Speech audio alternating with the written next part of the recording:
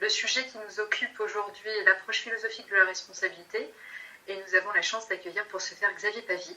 Xavier, merci mille fois d'être présent parmi nous. Bienvenue. Merci, bonjour. Bonjour. Alors, on vous propose un temps court par définition. Il y a une heure entre apport de contenu de la part de Xavier et questions-réponses. On sera sur une proportion 35 minutes d'apport à peu près, 20-25 minutes de questions-réponses. Vous pourrez réagir à travers le chat et puis je vous donnerai potentiellement même la parole. Et vous me permettrez, Xavier, de vous interrompre si nécessaire? Vous m'interromprez forcément, Françoise, parce que je suis Alors, je vous présente Xavier brièvement. Vous êtes philosophe, professeur à l'ESSEC Business School, directeur du centre Imagination et chercheur associé à l'Institut de recherche en philosophie de Paris-Nanterre. Et puis, depuis juin 2022, vous avez été élu directeur de programme au Collège international de philosophie. Vous avez écrit une dizaine d'ouvrages à peu près. Alors, ce qui fait votre spécificité, si je peux le dire comme ça, c'est que vous avez travaillé dans l'entreprise pendant de nombreuses années. Vous avez occupé des postes, vous avez travaillé autour des projets d'innovation notamment. Vous avez travaillé dans des grands groupes. Ce qui me semble donne une tonalité un petit peu différente et une implication plus marquée vers les problématiques d'entreprise que vous traitez autour de vos sujets de prédilection que sont l'innovation, la créativité, l'imagination et la responsabilité justement que nous allons aborder grâce à vous.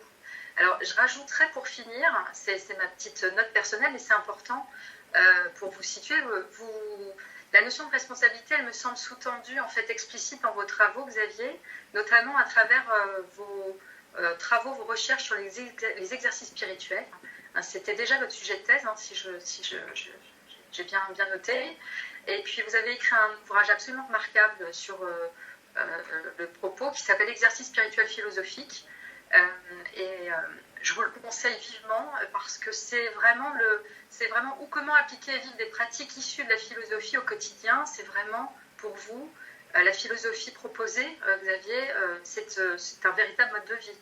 Donc je vous laisse la parole puisqu'on va évidemment commencer par la définition peut-être de la responsabilité grâce à vous. Est-ce que vous auriez des choses à rajouter, Xavier? Parfait, c'est parfait. Merci Françoise. Je partage mon écran, je veux juste m'assurer que vous voyez bien tous mon écran, avec le titre. C'est bon, vous avez le titre, tout? Oui, on voit bien. Tout va bien. Parfait, merci beaucoup et je commence d'emblée. La présentation est relativement dense, on ne peut pas faire semblant avec la responsabilité, il y a forcément besoin d'un peu d'effort, d'un peu de concentration, ça ne s'aborde pas de manière simple. Et notre proposition avec Françoise, que je remercie de m'avoir invité, est effectivement de balayer les concepts, je dirais presque rapidement, même si cela va être compliqué, de la responsabilité. Elle se caractérise sur la façon avec laquelle nous agissons au quotidien, et quand on parle de responsabilité, je me souviens il y a quelques années, plus d'une dizaine d'années, à la Commission européenne, j'avais expliqué la responsabilité à travers Winnie l'ourson. Et comment on la définit avec Winnie l'ourson, c'était avec cette image-là, peut-être que vous connaissez, voilà, celle-ci. C'est Winnie l'ourson, c'est la première édition de Winnie l'ourson, où en fait vous voyez le petit garçon qui descend les escaliers, et derrière lui il y a le petit ours. Et il fait taper la tête du petit ours, parce que comme tous les enfants, si vous en avez autour de vous, ils vont descendre le matin avec leur doudou. Et ils le gardent, ils ne sont encore pas très réveillés, ils ont le doudou derrière et ils descendent l'escalier. Il fait taper la tête du petit ours en permanence sur les marches et la finalité, on la connaît, elle va forcément faire en sorte que ça va se détruire, le petit ours va se découdre, le petit ours va se disparaître et l'enfant sera très triste. C'est une histoire, je dirais presque millénaire que nous avons tous connue. Pourquoi est-ce qu'il fait ça? Alors la première phrase de Winnie l'ourson, c'est celle-ci. Je vous présente Édouard qui à l'instant descend les escaliers, tac tac sur sa tête, derrière Jean-Christophe. C'est d'autant qu'il s'en souvient la seule manière de descendre les escaliers, bien qu'il y ait parfois l'impression qu'il y ait une autre manière, s'il pouvait arrêter de faire tac-côté pour bien y réfléchir, et ensuite il lui semble qu'il n'y a peut-être pas d'autre manière. D'une certaine manière, il ne comprend pas la notion de responsabilité. Il descend les escaliers parce qu'il a besoin de survivre en allant prendre son petit déjeuner. Ce que tout un chacun faisons, nous prenons notre petit déjeuner, nous allons chercher des calories naturelles pour pouvoir faire en sorte de survivre. Nous voulons y aller avec notre petit ours, en tout cas il veut y aller avec son petit ours, il finit par le détruire. Pourquoi est-ce qu'il fait ça? Parce qu'il ne s'arrête pas pour réfléchir. La responsabilité, c'est commencer à s'arrêter pour réfléchir. Elle n'est pas donnée, elle n'est pas innée. Ce sera d'ailleurs ma conclusion, si j'arrive à balayer l'ensemble de mes slides. La responsabilité est quelque chose qui est très lié à l'éducation. Nous devons nous éduquer à la responsabilité, ce qui nous différencie d'ailleurs des animaux, d'une certaine manière, puisque un animal peut être globalement constitué à partir de quelques mois, rarement quelques années. Les individus, les hommes, pas du tout. L'espèce humaine se constitue au fur et à mesure d'un grand nombre d'années, y compris concernant notamment la responsabilité. Simplement, il faut s'arrêter pour pouvoir y réfléchir. Et donc, l'objectif de cette discussion tous ensemble, c'est s'arrêter pour réfléchir, même si cela pourrait nous prendre beaucoup plus de temps. Je vais parfois aller un peu vite, mais je voudrais que tous les concepts soient parcourus. Il s'agira ensuite d'aller chercher, d'aller creuser si vous le souhaitez, ou pendant les questions-réponses. Et puis, je vais partager certains slides avec vous ici. Parfois, avec tendance, je ne lis pas mes slides, c'est simplement pour faire en sorte d'avoir une perception visuelle ou auditive de ce que je peux dire. La responsabilité, c'est 3 axes. Il y a le premier axe latin qui veut dire rendre compte, on rend compte de ces actes, c'est respondere. Il y a spondeo qui dit se porter garant, mais également promettre, je vais l'expliquer un peu plus loin. Et puis respondeo, qui va être plutôt comment je vais répondre par rapport à ce que l'on me demande. Je dois, pour le dire vite, je dois rendre compte de mes actes, être responsable de mes actes. Donc ici, ce n'est pas rendre compte de mes actes pour moi, simplement, mais également pour autrui. Sans autrui, on peut se poser la question de la pertinence de la responsabilité. On peut avoir une responsabilité envers soi-même, bien sûr, mais qui aurait des connotations éthiques, voire morales, ce qui n'est pas le cas dès lors qu'on est avec autrui. 3 idées majeures. L'état d'une situation. Est-ce que je suis capable d'être responsable vis-à-vis de ce que je fais? Est-ce que je suis en capacité de discerner ce qui m'est proposé pour pouvoir être responsable? Enfin, je suis responsable parce que je dois assumer mes actes. Alors quand on parle de ça, on ne parle pas simplement d'une personnalité en entreprise ou un chef d'entreprise ou qui que ce soit. On parle de tout un chacun dès lors que l'on agit au quotidien. Nous sommes forcément dans ces 3 étapes de responsabilité. Vous êtes responsable d'un projet, quel qu'il soit, j'ai mon stylo devant moi, je suis responsable de fabriquer le projet par exemple, et de ce stylo, c'est ma responsabilité du projet. Vous pouvez être responsable de quelqu'un, d'un enfant. Alors pourquoi est-ce qu'on est responsable d'un enfant? C'est lié à une maturité.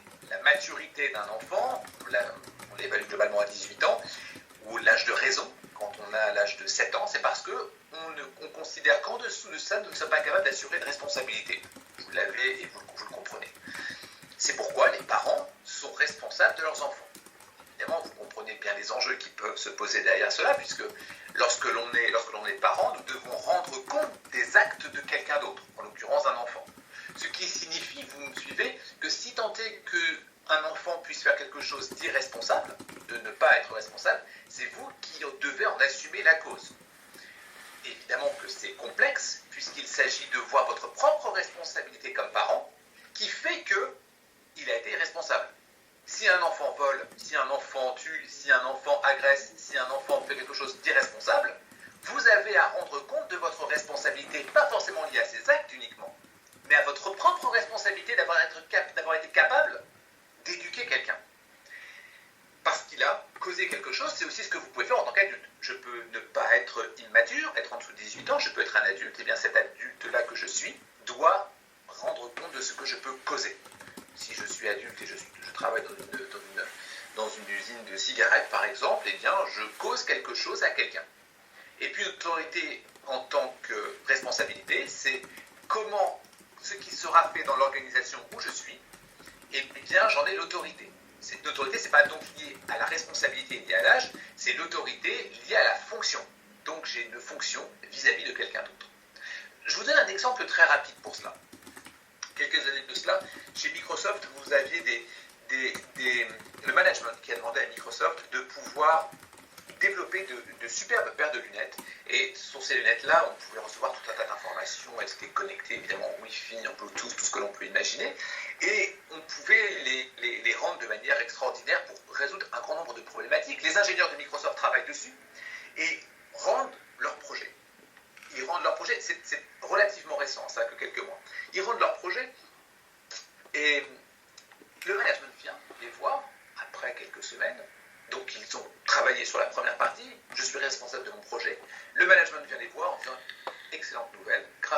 nous avons un contrat de plusieurs millions de dollars étalé sur 15 ans. Ces plusieurs millions de dollars étalés sur 15 ans, c'est pour cette utilisation. Et là, les ingénieurs disent, mais moi, je ne suis pas d'accord avec ça. C'est-à-dire que je travaillais pour un projet pour Microsoft. Il n'est pas question pour moi de travailler pour l'armée américaine. Si je suis venu travailler pour Microsoft, c'est pour le gaming, c'est pour les softwares, c'est pour la Microsoft Office, tout ce que vous voulez, mais certainement pas pour ça. Et là, le management répond, oui, mais vous n'êtes pas responsable de ça. Vous avez été responsable de votre projet, pas responsable de sa commercialisation. Vous voyez ici la première difficulté de la responsabilité qui tient à comment je dois rendre compte de mes actes, alors même que mes actes peuvent être utilisés pour une fin que je ne connais pas, et d'ailleurs je n'en suis pas responsable. Que ce soit avec les parents, vous êtes responsable de l'éducation pour l'irresponsabilité qui est faite d'un enfant, dès lors on est sur une autorité ici qui vous dit de quoi moi je suis responsable. On pourrait imaginer d'autres situations que vous avez forcément en tête. Je pense à Volkswagen, dans lequel un ingénieur avait trafiqué un logiciel permettant de montrer que les gaz à effet de serre générés par les voitures étaient inférieurs à la réalité. Le CEO de l'entreprise avait dit « Je ne suis pas responsable de ça ». Mais si, il y est forcément. Cette notion de responsabilité, c'est la conduite de la vie. C'est important de le mettre à ce niveau-là. C'est quelle est la conduite de votre vie dans laquelle vous allez vous considérer vers un certain nombre d'actions qui sont responsables. Des projets à l'acte, des actes aux effets, c'est Paul Ricoeur qui l'a dit de cette manière-là, vous allez réfléchir à une responsabilité, y compris dans le projet. J'ai un projet, je vais passer à l'acte, j'ai une responsabilité ici, mais j'ai aussi une responsabilité sur les effets qui peuvent être causés par les actes que je fais. Et donc on définit la responsabilité à travers l'ensemble des actions humaines et des relations les uns avec les autres. Cela implique autrui, parce que je vais être, bien sûr, comme je le dis en introduction, je peux être responsable vis-à-vis de moi-même, mais la première chose, elle est juridique. C'est-à-dire qu'il y a une responsabilité vis-à-vis d'autrui. Une responsabilité, elle peut être morale, politique, elle peut être dans un comportement, justement, est-ce que je veux acheter telle ou telle chose. Il y a une extension, je vais en parler un tout petit peu plus tard, qui fait que le terme peut être parfois proche du terme de coupable, terme de répondant, répond à cela, de garant, je suis garant de ce qui se passe, ou d'être comptable. Sartre nous dit de manière claire, nous sommes condamnés à être libres, ça veut dire que vous êtes condamné à être responsable. Pourquoi êtes-vous condamné à être responsable? C'est parce que même si vous ne faites pas le choix de quelque chose, ça reste une décision. Vous choisissez de ne pas choisir. En choisissant de ne pas choisir, vous êtes quand même dans une situation de responsabilité. Un exemple rapide, ce mathématicien italien qui avait développé une théorie sur la façon avec laquelle les canons peuvent lancer une bombe, et il avait parfaitement réussi à calculer la façon avec laquelle l'angle permettait de toucher la cible. Il se rend compte des dégâts possibles et il dit « Je ne vais pas publier ma théorie parce que ça risque de nuire aux autres ». Vous comprenez la responsabilité vis-à-vis de son projet. Sauf qu'une guerre éclate. Et la guerre éclate fait en sorte qu'il se ravise en disant « La situation a changé, les Turcs menaces viennent, et l'Italie du Nord, il est italien, il va faire en sorte que les princes, les pasteurs s'unissent ensemble, responsabilité ensemble, qui fait que je vais utiliser cela, même si cela peut causer du tort à autrui. » On est donc dans la responsabilité, possiblement, vis-à-vis de ce que je suis capable de faire. Alors, évidemment, c'est très connu avec Spider-Man, c'est pour ça que je le prends Spider-Man, mais c'est la phrase célèbre « Grand pouvoir, grande responsabilité ». Mais vous avez toujours de la responsabilité. Certes, dans Spider-Man, c'est dit tel quel. Alors, la phrase à proprement parler n'est pas de Stanley Lee, on la trouve dans le Coran notamment, on la trouve avec Churchill, un grand nombre d'hommes politiques, grand pouvoir, grande responsabilité. Mais quand vous dites à votre fils aîné, à votre fille aînée, va chercher ton petit frère ou ta petite sœur, il a un grand pouvoir et une grande responsabilité. Il y a un grand pouvoir et une grande responsabilité pour l'ingénieur chez Microsoft. Autrement dit, on se retrouve dans une situation où pouvoir et responsabilité viennent ensemble, il n'y a pas de doute là-dessus. Par contre, il s'agit de l'accepter et de comprendre qu'il y a bien les deux. Si j'accepte le pouvoir qui m'est donné, alors je dois prendre en charge la responsabilité. Ce qui est crucial, parce qu'on ne vous le demande jamais. C'est-à-dire que vous allez avoir un certain nombre de responsabilités, au sens où augmenter une part de chiffre d'affaires, augmenter une capacité de production, etc., etc. Il incombe une partie responsable qui n'apparaît pas dans les contrats de travail.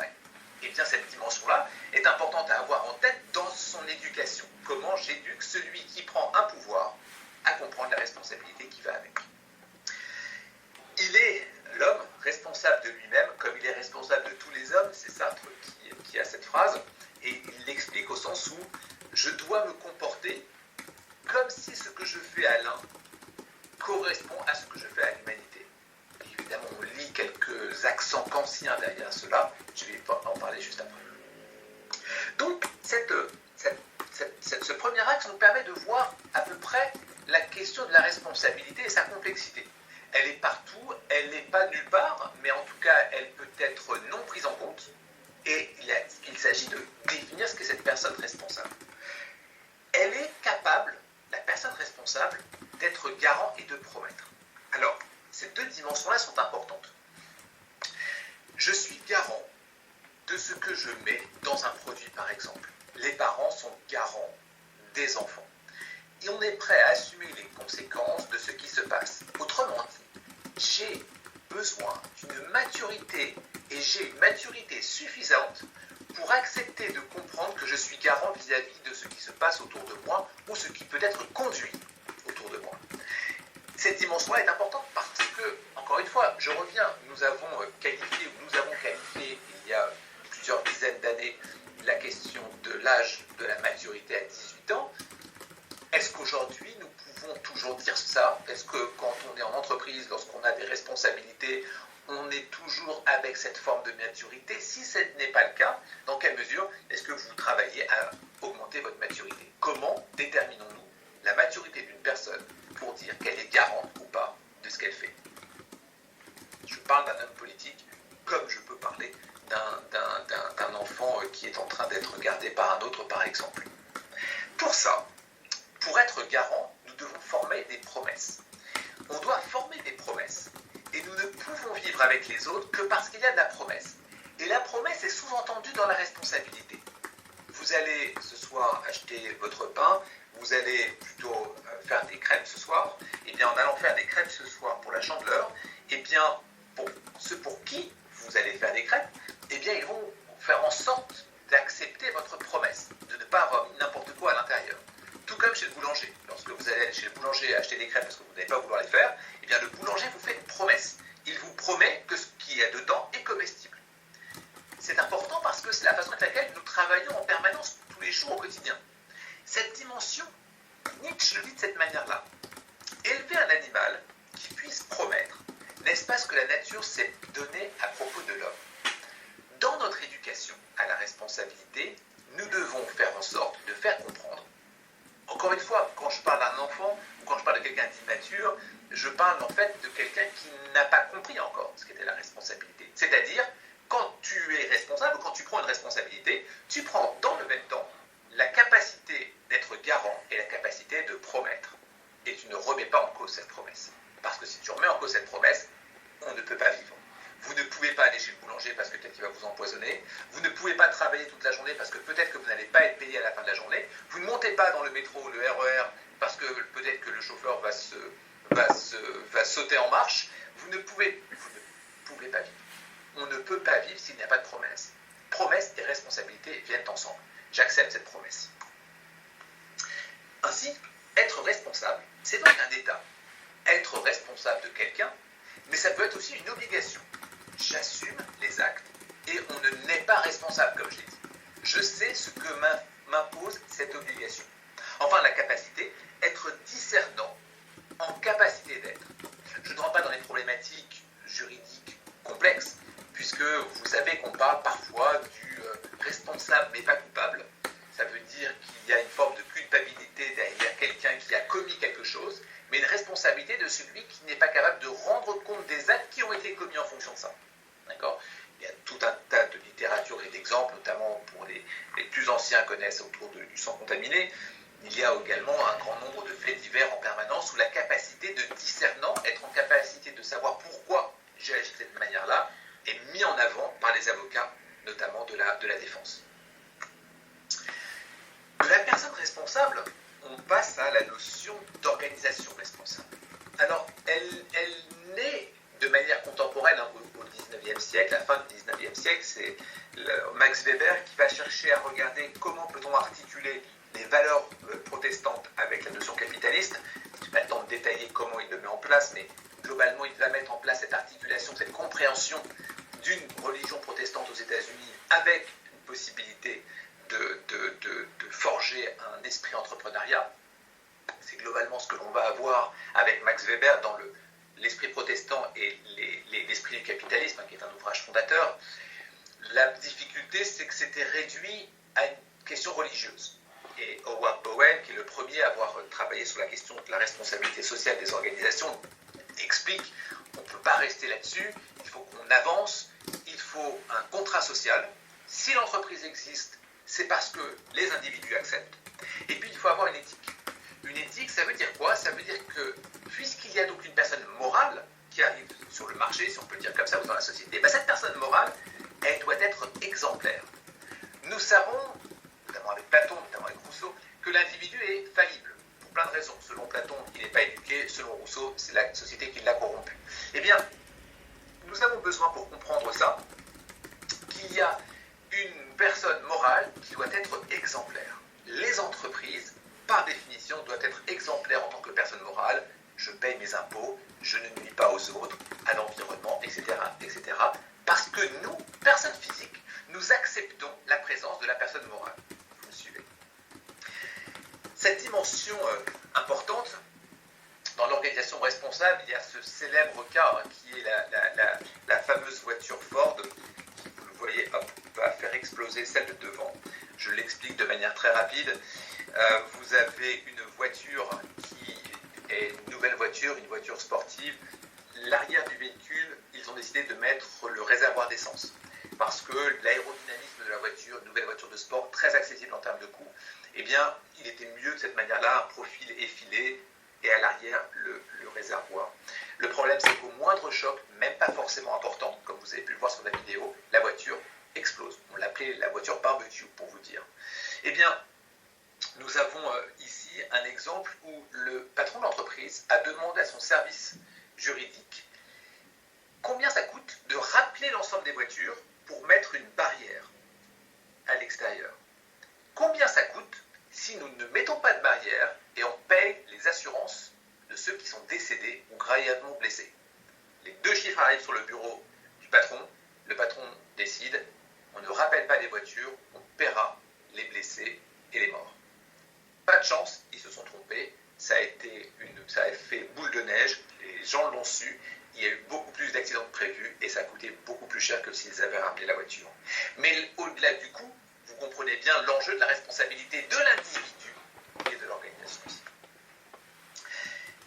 Ça veut dire qu'il y a toujours une question de relation avec la responsabilité. C'est-à-dire que nous avons la question de la promesse, je l'ai dit, et on est comme cela vis-à-vis de quelqu'un d'autre. Mais c'est très compliqué, parce qu'on n'a pas toujours l'autre en face de soi. C'est Emmanuel Lévinas qui dit qu'on est responsable quand on voit l'autre, on voit physiquement. Comment voulez-vous que Gro Harlem Brundtland en 87, quand elle dit « il faut que nous soyons responsables vis-à-vis des générations futures », nous ne les voyons pas. Si nous ne les voyons pas physiquement, il est très compliqué pour un esprit, pour notre cerveau, de se projeter. Pourtant, la notion de responsabilité est fortement liée à la relation de responsabilité. Ce qui signifie tout ça que l'on va chercher à imputer la responsabilité. L'imputation de la responsabilité, c'est mettre l'action sur le compte de quelqu'un. Et on va essayer avec ça, avec Paul Ricoeur, de faire en sorte de voir que la responsabilité a trop une démarche, une dimension rétrospective. Qu'est-ce qui s'est mal passé? Qui est responsable? Tuer doit payer. Juridique. Culpabilité. L'imputation, ça va être différente, ça va être la possibilité pour quelqu'un de réfléchir aux causes de ce pourquoi il est responsable. Et cette dimension-là, elle est importante parce que ça veut signifier que moi, en tant qu'individu, on m'impute la responsabilité de ce qui peut se passer. Donc je ne suis pas responsable de ce qu'il s'est passé, mais on m'impute ce qu'il va se passer possiblement avec ce que je fais. D'accord? Et pour ça, pour essayer d'imputer de manière correcte la responsabilité, on doit être très lié à la notion de libre arbitre. Autrement dit, je dois m'assurer que lorsque je vous demande quelque chose, ou quand l'on me demande quelque chose, que je sois dans le libre arbitre. Je suis dans le libre arbitre de décider telle ou telle chose. Ça veut dire que parfois, ce n'est pas le cas. Ça peut être des choses toutes bêtes. Ça peut être, est-ce que je suis libre de réfléchir parce qu'on m'a drogué? Bon, ça pourrait être ça. Et pourquoi pas? Est-ce que je dois réfléchir à mon libre arbitre et des contraintes possibles? Il y a des actionnaires qui peuvent me mettre une certaine pression, ou un harcèlement moral d'une certaine manière qui pourrait me mettre dans une certaine pression à me dire mais finalement est-ce qu'il va falloir faire quelque chose, et donc l'imputation de la responsabilité, je n'ai pas la capacité d'être dans mon libre arbitre. Et la dernière dimension qui est importante pour l'imputation de la responsabilité, c'est d'essayer de prévoir les choses. Et donc la prévision est compliquée. Quelqu'un qui est irresponsable va dire qu'il n'était pas suffisamment libre pour le faire, pour plein de raisons. Je donne les choses très claires. J'étais fatigué, j'ai fait ça, je suis désolé. Est-ce que tu veux bien m'excuser? Ça peut être une responsabilité quand je prends une voiture. Je prends la voiture, je suis fatigué, je cause un accident, je suis désolé, veuillez-vous m'excuser? J'avais le libre arbitre d'utiliser ma voiture, bien sûr. Je devais le faire dans un élément futur, bien sûr. Néanmoins, il y a quelque chose que je n'ai pas accepté qui était ma fatigue. Je vais vouloir être excusé, ex causa en latin, ça veut dire être mis hors de cause. Est-ce que tu veux bien me mettre hors de cause parce que j'étais fatigué? La réponse est oui ou elle est non. Et cette dimension de l'imputabilité est liée également à l'irresponsabilité. C'est-à-dire que vous n'êtes pas capable d'avoir été mis en situation de responsabilité. Alors on peut dire que oui, moi je me sens capable et je veux prendre ces responsabilités. Mais si vous n'avez pas travaillé sur les maturités précédentes, alors dans quelle mesure pourriez-vous l'être? Alors Kant, je fais vite, mais Kant ici l'explique de deux façons. Ou bien vous avez un caractère incapable à être responsable, et globalement il va falloir y travailler, votre éducation est importante pour ça. La deuxième partie qui est fondamentale, c'est également vos fréquentations. Vos fréquentations vous rendent quelqu'un d'irresponsable. C'est pour ça que je mets le chien en bas à droite. En termes d'exemple, comment vous êtes élevé, comment vous allez être dressé, entre guillemets, va faire une action sur votre responsabilité ou pas. Ici, vous avez le nombre de smartphones qui sont vendus dans le monde chaque année, plusieurs milliards à chaque fois. Ici, vous avez la façon avec laquelle on fabrique un smartphone. Ici, vous avez les tableaux de Mendeleïev, des éléments, vous savez, ce sont les petits composants que nous avons besoin, qu'on appelle aussi les terres rares. Pour les extraire, ces terres rares, on a besoin d'envoyer de l'acide dans des endroits. Ce que vous voyez en bas à droite, c'est de l'acide qui est envoyé et ensuite, il faut aller les chercher. Pardon, je reviens sur la photo. Voilà, à la main, parce qu'il n'y a pas d'autre solution. Et donc, à chaque fois que l'on achète un téléphone portable, une tablette, un ordinateur ou quoi que ce soit, nous avons besoin des terres rares, nous avons besoin d'injecter de l'acide, nous avons besoin de personnes pour aller les chercher à la main. Et la question est, où se trouve finalement ensuite la partie recyclage? Est-ce qu'on le fait? Est-ce qu'on ne le fait pas? À quel endroit je suis responsable? Eh bien, si vous regardez votre téléphone, où il est aujourd'hui, sur votre table, mais le précédent où il est, vous allez me dire peut-être donner aux enfants ou à droite à gauche, mais le précédent et celui encore d'avant, 87% de nos déchets de produits électroniques en Europe vont sur les plages du Ghana. Le pays est tellement pauvre qu'il est payé pour recevoir nos déchets à travers le monde. C'est plutôt la Malaisie, même s'ils ont arrêté, et l'Indonésie qui continue pour l'Asie, par exemple, et puis les États-Unis qui continuent encore également à en envoyer en Afrique. Ici, vous avez une démonstration d'irresponsabilité. Pourquoi? Parce qu'on le sait dès la construction. Je reviens rapidement, mais cela n'avance pas exactement comme je le voudrais. On sait dès la construction qu'il va y avoir une demande très importante. On sait qu'il va falloir des matériaux rares, donc on peut tout à fait mentionner l'imputabilité. Et l'imputabilité de la responsabilité, il est chez celui qui sait. Celui qui sait, c'est celui qui fabrique. Autrement dit, il m'est difficile, c'est possible, mais difficile d'aller dire à ma mère de 86 ans, regarde, tu es en train de nuire à la planète à cause des terres rares qui sont extraites avec de l'acide, ça ne lui parle pas du tout. Mais pas plus que ça peut parler à mon fils qui est encore très jeune, qui heureusement n'a pas encore de téléphone portable, mais qui néanmoins n'a pas conscience des dégâts que cela pourrait causer. Nous les avons à la fois du côté des innovateurs, à la fois de ceux qui vont l'utiliser et qui ont cette maturité suffisante. Je reviens sur mon point tout à l'heure de maturité, où nous avons besoin d'apprendre ces questions de maturité pour pouvoir agir avec responsabilité. Cette question d'irresponsabilité, que l'on voit ici souligne également la question de son extension. L'extension de la responsabilité est quelque chose de particulièrement compliqué parce que, comme Lévinas le dit, on ne voit pas les individus. Comment puis-je être responsable vis-à-vis de toi si je ne te connais pas? Pire, si tu n'existes pas, la personne qui va naître dans 20 ans, comment puis-je en être responsable? Il y a également la question d'extension, donc dans le temps et dans l'espace. Dans le temps et l'espace, on parle parfois d'inflation de la responsabilité. Extension, c'était la première partie, maintenant on parle même d'inflation de la responsabilité. On voudrait que tout le monde soit responsable de tout et tout le temps, en permanence. Ce qui va être contraire, je ne peux pas ici le développer, mais contraire à la notion d'innovation, où il y a la notion de risque qui est importante. Cette dimension est complexe pour plusieurs raisons. La première, c'est qu'il y a un passage entre le proche, celui que je connais, le prochain, celui qui va arriver, et l'inconnu, qui n'existe pas encore. Et ça, ce sont les effets qui peuvent arriver. Je suis en train d'avoir une action dans mon entreprise, je sais ce qu'elle peut être, éventuellement. En tout cas, je fais en sorte de le savoir. Mais ce qui va se passer après et encore après, c'est incapable de le savoir. C'est d'autant plus important de travailler à cette notion de maturité et d'éducation, puisque ça n'est pas donné. Autrement dit, l'expression « après moi le déluge » ne peut pas mieux porter son nom. Elle porte son nom parce que, peu importe, de toute façon, je ne serai peut-être pas là pour le voir. Ces dimensions-là sont importantes parce qu'il y a derrière la notion de responsabilité la notion de réparation. La notion de réparation est quand il n'existe plus aucun rapport entre celui qui l'a fait et les victimes, alors comment peut-on faire? La question du nucléaire est un exemple, mais comme tout un tas d'autres éléments dans lesquels on a besoin, dès lors qu'il y a un certain nombre de besoins et d'innovation et de risques et de prise de risques possibles, que ce soit fait. Mais vous pouvez prendre l'éolien, dans lequel nous pensons aujourd'hui regarder le proche en termes de conséquences. Il n'empêche que si on regarde plus loin, je pense de manière très claire et très simple, vous le savez tous, la façon avec laquelle nous fabriquons le photovoltaïque, qui renvoie à ma question des terres rares préalablement, n'est pas plus responsable.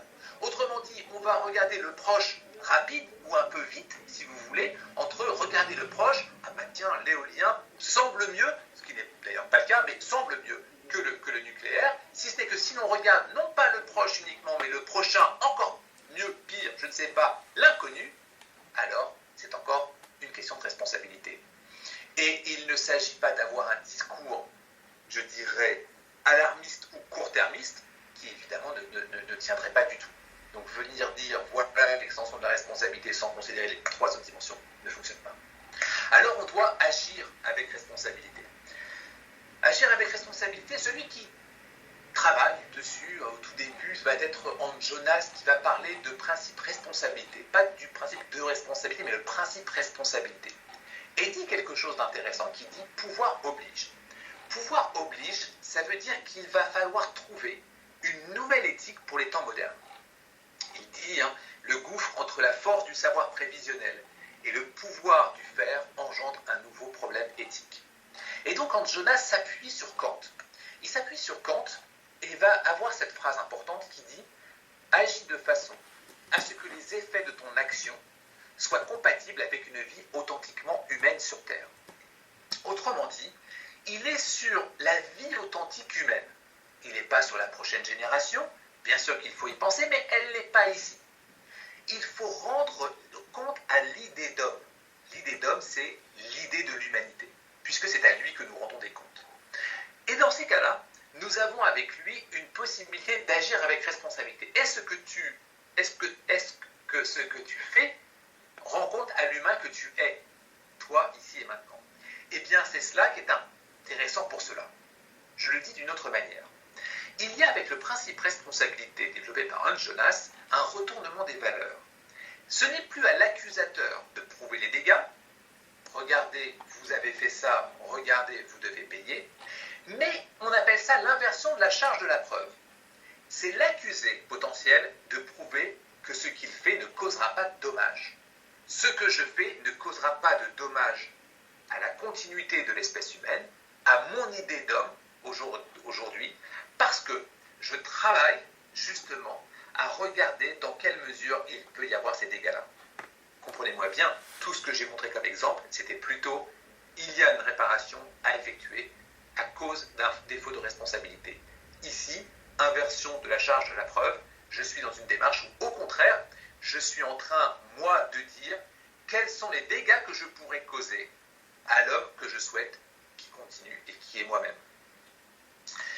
Cette démarche-là, évidemment, va être très, très utilisée ces dernières décennies, avec une sorte de responsabilité d'obligation volontaire qui n'est pas liée au juridique. Une responsabilité d'obligation volontaire, c'est le commerce équitable, c'est le développement durable. Ça va être ces démarches qui vont être, je dirais, je ne suis pas à l'aise avec le mot, mais en tout cas proactives, qui vont chercher à faire en sorte de regarder les causes qui m'incombent, qui me sont imputables. Ici, vous avez les usages d'Internet et les plus gros sites que vous pouvez utiliser et surtout la façon avec laquelle ils gèrent les datas. Facebook, en bas à gauche, c'est au fur et à mesure des années, d'accord, c'est le plus gros site, on a passé les 2 milliards très récemment. Eh bien, vous avez la qualification des profils en fonction de quand vous y allez. Vous aimez, vous n'aimez pas, etc., etc. Plus vous y allez, plus votre profil va valoir de l'argent, d'accord. Une société qui s'appelle Cambridge Analytica a acheté les données pour 2 élections de ceux qui ont des doutes. Suivez-moi bien. J'ai un doute, est-ce que je vote ou pas pour Donald Trump? J'ai un doute pour savoir si je vote pour ou contre le Brexit. Eh bien, Cambridge Analytica a acheté les données de ces personnes qui ont des doutes et ont vendu ces données aux républicains, d'un côté, à ceux qui doutaient pour le Brexit, pour être en faveur du Brexit. Ces 2 catégories de personnes ont reçu des publicités concernant, oui, il faut voter républicain, concernant, oui, il faut voter pour le Brexit. Je ne le savais pas. C'est simplement la qualification de la base de données des réseaux sociaux qui a été donnée à une société tierce qui a fait en sorte d'utiliser ça en me manipulant. Autrement dit, la question du libre arbitre n'existe plus. Si j'ai voté pour telle chose, je ne peux même pas m'en excuser puisque ça a été fait de manière inconsciente. Ça a été fait de manière manipulatrice. Et pourtant, lorsque Mark Zuckerberg se retrouve au Sénat, il va dire « je ne suis pas responsable ». Il va utiliser ces mots « je ne suis pas responsable ». Parce qu'il va dire « chacun va sur Facebook en étant propre maître de sa responsabilité ». Et rester propre maître de sa responsabilité va signifier que vous avez signé des documents, c'est ce qu'il dit dans l'interview, vous avez signé des documents, vous décidez de venir et de poster les photos, il y a des conséquences pour cela. Évidemment, il ne cautionne pas du tout Cambridge Analytica. Et d'ailleurs, il fait en sorte que ce soit arrêté. Il n'empêche que la seule responsabilité était celle qui lui incombait. Et vous comprenez avec cet exemple, la question de l'extension et l'inflation de la responsabilité, ça n'a rien à voir avec Facebook. C'est Cambridge Analytica, mais à propos de la base de données de Facebook. Vous comprenez l'extension de la responsabilité, l'imputation de la responsabilité. Vous comprenez également son projet, c'est Facebook, mais ça a dépassé cela. Et il est également en termes de responsabilité, d'autorité. Devenir responsable, et je m'approche de la fin, devenir responsable, je l'ai dit en introduction, c'est une question d'éducation. Fitch, le philosophe, le dit, tous les animaux sont achevés et terminés quand ils naissent. Tout à fait vrai, mais c'est pas loin. L'homme est seulement indiqué et esquissé. Mieux, Rousseau, la faculté de se perfectionner, faculté qui, à l'aide des circonstances, développe successivement toutes les autres et réside parmi nous dans l'espèce. L'objectif, il est donc de s'éduquer à devenir responsable. Pour l'un comme pour l'autre, comme pour un grand nombre d'autres philosophes. Il y aurait une plasticité à la responsabilité. Pour ça, il faut qu'on porte un intérêt. On porte un intérêt à ce qui va nous rendre responsables. L'intérêt, vous savez, c'est l'intéressement, c'est la question de laisser. Et laisser, c'est l'être. Autrement dit, je vais m'intéresser à faire quelque chose pour pouvoir faire en sorte d'être responsable. On dit que chaque enfant, c'est avec Rousseau, chaque enfant enferme en lui la promesse de l'humanité responsable en puissance. On pourrait remplacer l'enfant. On pourrait remplacer par enfant par immature, parce que ça ne nous conviendrait pas de simplement dire ce sont les plus jeunes qui sont responsables alors qu'ils n'ont pas la maturité. Dans un cercle d'éducation, qui est celui de Rousseau, on comprend pourquoi il l'utilise. Nous sommes dans une démarche différente. Parlons d'immature et regardons comment est-ce qu'on peut le mettre en œuvre. Lévinas le dit de cette manière-là, les éducateurs sont importants. Éducateur n'est pas professeur, n'est pas enseignant uniquement. Le premier entraînement de l'enseignant, c'est sa présence même d'enseignant. mieux Edward Kipling, Étranger, qui va nous dire de manière claire, quand le maître erre, comment blâmer l'enfant. Autrement dit, être responsable, c'est d'être aussi exemplaire. C'est d'être exemplaire et de montrer finalement comment nous devons être responsables vis-à-vis des autres, vis-à-vis de la société, vis-à-vis aussi du prochain, voire de l'inconnu. Pour conclure, il faut avoir en tête que ce que l'on a parcouru, la responsabilité, c'est savoir rendre des comptes de ses actes, se porter garant. C'est apprendre à promettre. J'apprends à promettre. Ce n'est pas une évidence, parce que je dois assumer mes promesses. Il ne s'agit pas que de promesses, mais vous m'avez compris. Avoir la liberté d'agir pour accomplir nos actions, c'est le libre arbitre. Possible que je soulignais tout à l'heure, gardez en tête que vous pourriez avoir un libre arbitre, mais qui n'est pas véritable. Je pense à la lettre de Schiller de Spinoza. L'articulation est l'acte, j'ai le projet, et puis j'ai l'acte. Nous devons intégrer ce que nous ne savons pas, ce qui est extrêmement complexe, c'est ce qu'on appelle l'inconnu. Notre responsabilité, nous sommes responsables de quelque chose, c'est le projet. Nous sommes responsables de ce que nous causons, l'incitation, responsables d'une autorité et responsables de quelqu'un par autorité. Comment est-ce qu'on peut comprendre la responsabilité? Ce sont ces cinq axes-là. Notre responsabilité, elle va se définir avec les idées dont j'ai parlé tout à l'heure. Et pour terminer, cette dimension, il y a 10 questions de la responsabilité à se poser en permanence, qui résument notre séance de ce déjeuner. Comment vous comprenez la responsabilité? Est-ce que toutes ces définitions-là étaient claires? Est-ce que vous voyez votre responsabilité aujourd'hui, notamment en les assumant? Comment vous assumez, comment vous dénoncez les responsables, dans la mesure où il ne s'agit pas forcément de les accuser, mais de les dénoncer pour qu'ils puissent prendre compte de la responsabilité qui les incombe. Autrement dit, vous ne pouvez pas dire « Regardez, le chef ici, il n'est pas responsable » ou « Le super chef n'est pas responsable » et le garder pour vous, parce que ça dépend de votre responsabilité aussi. Quelles sont vos responsabilités dans l'entreprise? J'ai oublié un S ici. Pour pouvoir faire en sorte de regarder l'articulation, pensez aux ingénieurs chez Microsoft. Comment contribuez-vous à la responsabilité de vos collègues dans votre organisation, qui correspond un peu à la question précédente? Dans quelle mesure votre entreprise est-elle elle-même responsable, au sens où on l'a dit, avec toutes ces complexités, tous ces niveaux hiérarchiques, toute cette granularité de la responsabilité? Et puis, je remonte volontairement, comment apprenez-vous à être plus responsable et quelles sont vos responsabilités dans votre vie? Pourquoi? Parce que vous n'êtes pas responsable simplement le lundi matin jusqu'au vendredi soir. La responsabilité infuse autant dans votre vie que dans votre vie professionnelle. Que vous soyez mère de famille ou pas, que vous soyez entraîneur de sport ou pas, que vous soyez conducteur d'un véhicule ou pas, que vous soyez en train de marcher dans la rue ou pas, vous avez forcément une question de votre responsabilité dans votre vie qui forcément a une conséquence dans votre vie professionnelle. Et puis, comment votre entreprise aujourd'hui vous aide à être plus responsable? Dans quelle mesure elle permet la compréhension de la responsabilité? Je l'ai fait rapidement, mais vous imaginez bien le nombre de cas possibles qui permet petit à petit d'acquérir la maturité qui permet la responsabilité. Je termine avec cette question. Comment intégrer la responsabilité citoyenne de votre organisation? Parce qu'elle est forcément en train de dépasser le proche pour le prochain, pour ensuite chercher la question de l'inconnu. Je vous remercie de votre attention.